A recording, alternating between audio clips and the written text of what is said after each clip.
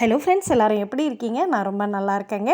வருகின்ற 18ஆம் தேதி நமக்கு தீபதான திருநாள் அப்படின்னு சொல்லியிருக்காங்க.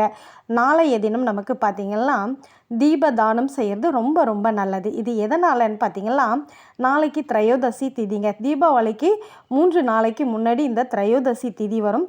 இன்றைய தினம் பார்த்திங்கன்னா நம்ம தன்வந்திரி பகவான் பூஜை பண்ணலாம், லக்ஷ்மி குபேரர் பூஜை பண்ணலாம், யமதர்மராஜாவையும் பிரீத்தி பண்ணுற மாதிரி பூஜைகள் நம்ம பண்ணலாம். விளக்கேற்றி வழிபாடு செய்யலாம். இந்த விளக்கை யமதர்மராஜா விளக்கை நம்ம சிலர் ஏற்றுறது கிடையாது. ஏன்னா இதுக்கு ப்ராசஸ் ரொம்ப அதிகமாகவே இருக்கும்.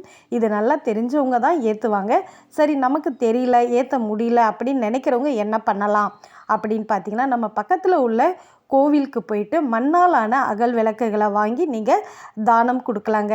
அதாவது விளக்கு கொடுக்கும்போது நெய், திரி, எண்ணெய் இந்த மாதிரி நீங்கள் வாங்கி தானம் கொடுக்கலாம். அப்படி இல்லைனாலும் உங்கள் கைகளாலே விளக்கு கோவிலில் ஏற்றும்போது கண்டிப்பாக அதுக்கு எந்த ஒரு தோஷமோ எதுவுமே கிடையாது அப்படின்னு நம்ம முன்னோர்கள் நமக்கு சொல்லியிருக்காங்க. இதுதாங்க நாளைய தினம் நம்ம செய்ய வேண்டிய தீபதான திருநாள்.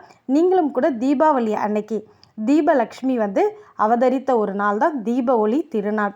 நம்ம வீடுகளில் கூட நம்ம ரொம்ப அழகாக கார்த்திகைக்கு எப்படி நம்ம விளக்கேற்றி வழிபாடு செய்வோமோ அதே மாதிரி நம்மளால் முடிஞ்ச அளவுக்கு விளக்கேற்றி நம்ம வீட்டில் ஞானலக்ஷ்மியை, தீபலக்ஷ்மியை ரொம்பவே அழகாக வரவேற்கலாங்க. முடிஞ்சால் உங்களால் முடிகிற அளவுக்கு ஏழை எளிய மக்களுக்கு அன்னைக்கு பார்த்திங்கன்னா ஏதாவது ஒருத்தருக்காவது உங்களால் முடியும்னா நிறைய பேருக்கு செய்யுங்க.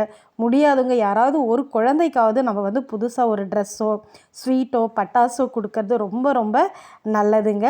வீடியோ பிடிச்சிருந்தா கண்டிப்பாக உங்கள் ஃப்ரெண்ட்ஸ் அண்ட் ஃபேமிலிக்கு ஷேர் பண்ணுங்கள். தேங்க்ஸ் ஃபார் வாட்சிங். பாய்.